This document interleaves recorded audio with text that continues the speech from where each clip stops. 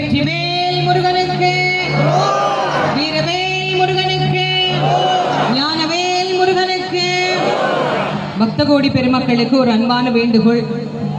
நம்முடைய தமிழ்நாடு அரசு சீரிய முயற்சியிலே சிறப்பாக இந்த பாதுகாப்பு ஏற்பாடுகள்லாம் ரொம்ப கவனமா இருக்கணும்னு காவல்துறைக்கும் நமக்கும் நிறைய சொல்லிக்கிட்டே இருக்கிறாங்க. நான் திரும்ப திரும்ப சொல்றேன், தயவு செஞ்சு இந்த ஷெட்டு மேல ஏறாதீங்க. அது மருத்துவ முதல் உதவி மையம், அது மேல நீங்க ஏறாதீங்க. தயவு செஞ்சு திரும்பவும் சொல்றேன், ஷெட்டு மேல ஏறாதீங்க. அது மேல ஏறி மருத்துவம் நம்ம பாத்துக்கிற மாதிரி ஆக்கிடாதீங்க. அது மத்தவங்களுக்கு மருத்துவம் பாக்குற இடம். அதனால அது மேல தயவு பண்ணி ஏறாதீங்க. சொல்றத கொஞ்சம் கேளுங்க, காவல்துறைக்கு கொஞ்சம் ஒத்துழைப்பு கொடுங்க. இதோ முருகப்பெருமான் இரண்டாவது மலத்தை போக்குவதற்காக சிங்கமுகனை போர்க்களத்தில் எதிர்கொண்டு நிற்கின்றார். அவன் சிங்க முகத்தை உடையவன். இறைவனிடத்திலே வரம் வாங்குகிற போது 1000 தலை 2000 கரங்கள் வேண்டும் என்று வரம் பெற்றான். அதுல என்ன சிறப்புன்னா, எத்தனை முறை பகைவர்கள் அதை அறுத்தாலும் அது மீண்டும் உழைக்க வேண்டும் என்கின்ற வரத்தையும் பெற்றார். முருகப்பெருமானை போர்க்களத்தில் முதலிலே சந்திக்கின்றான் சிங்கமுகன். அந்த சிங்கமுகனை பார்த்து முருகப்பெருமான் எதிர் நின்று சிரித்து நிற்கின்றார்.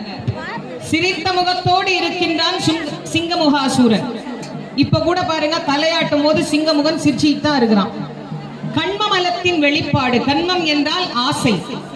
ஆசையின் வெளிப்பாடான அவன் முருகப்பெருமானை பார்த்து சொல்லுகிறான், முருகா, நீ பச்சிலம் பாலகன், 2-3 வயசு குழந்தைய கொன்னுட்டேங்கிற பாவம் எனக்கு வர வேண்டாம். அதனால் நீ போய் உங்க அம்மா பார்வதி கிட்ட விளையாடுன்னு சொல்றான். ஆனா முருகன் சிரிச்சுக்கிட்டே சொல்றார், சிங்கமுகா, விளையாடத்தான் வந்தேன், ஆனா எங்க அம்மா கூட இல்ல, உன் கூட. விளையாட வந்த நீ ஏன் நின்று வேடிக்கை பார்க்கிறாய்? என்னை போல நீயும் சுற்ற வேண்டியது தானேன்னு கேட்கிறான்.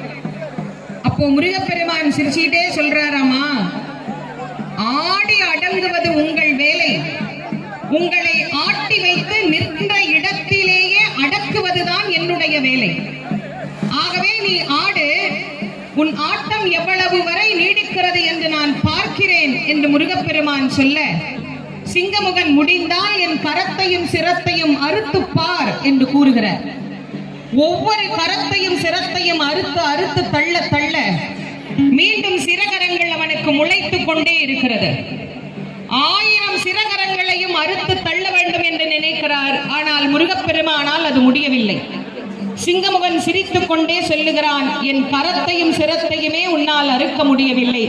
முருகா, நீயா என் உயிரை எடுத்துவிடப் போகிறாய் என்று அவன் ஏளனமாக கேட்டபோது முருகப்பெருமான் சொன்னார், நான் இன்னும் உன்னோடு சண்டை செய்யவில்லை, நீதான விளையாட கூப்பிட்ட, அதனால இப்போ உன்கிட்ட விளையாடிட்டு இருக்கேன்னு சொன்னார்.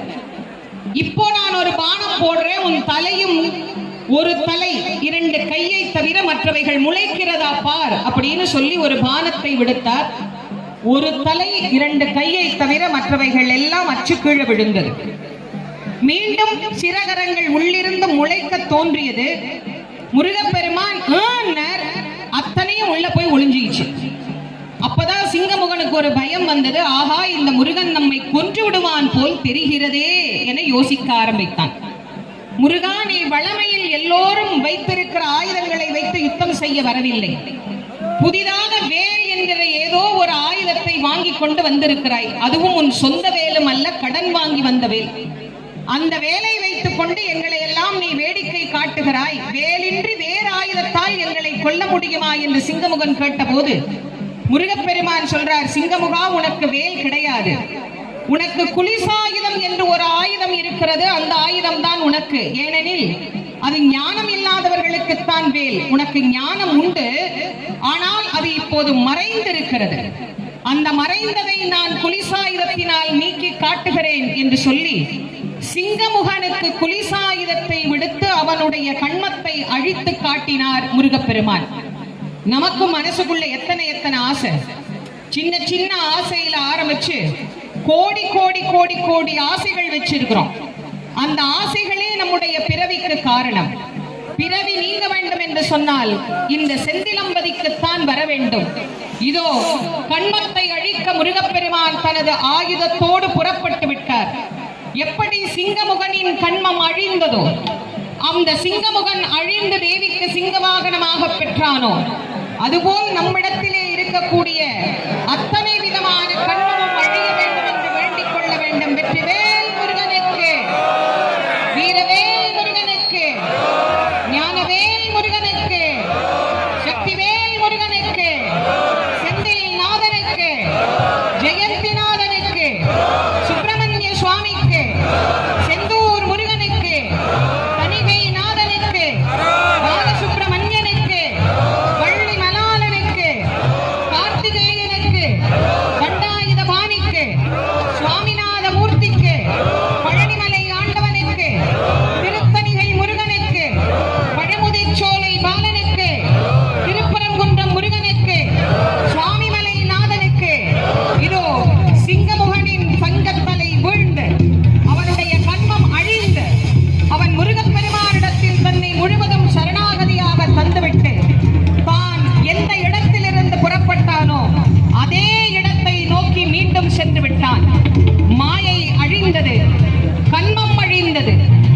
இன்னும் மிச்சம் இருக்கக்கூடியது ஆணவம் ஒன்றுதான்.